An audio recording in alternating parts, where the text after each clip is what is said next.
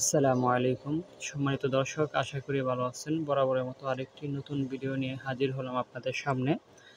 যেই ভিডিওর মাধ্যমে আমরা এনুরেক্স 200 একটি ট্যাবলেটের সম্পর্কে আলোচনা করব।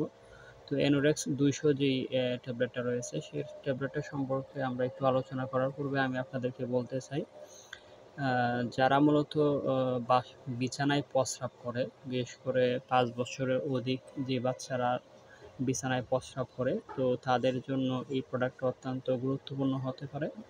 অনেকেই আমাদেরকে বলে থাকেন যে ভাই, বাচ্চারা বিছানায় প্রস্রাব করে, বাচ্চা তো বড় হয়ে গেছে, তো সেক্ষেত্রে আমরা কি ওষুধ।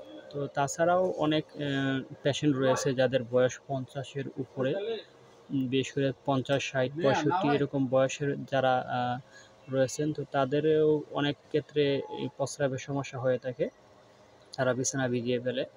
তো এর বিশেষ কিছু কারণ থাকতে পারে, যে অনিয়ন্ত্রিত ডায়াবেটিসের কারণে, অথবা কোনো বড় ধরনের কোনো অস্ত্রোপচারের পরবর্তীতে সময়ে সেক্ষেত্রে দেখা যাইতেছে যে সে প্রস্রাব কন্ট্রোল করতে পারতেছে না।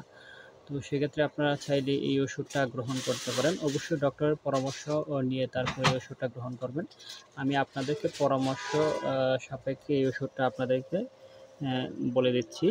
তো এটা মূলত 5 বছর থেকে 65 বছর উপরে বয়সে যারা আছে তাদের জন্য এটা দিতে হয়। এটা ট্যাবলেট এবং সিরাপ 2 আকারে পাওয়া যায় বাজারে। এটা 200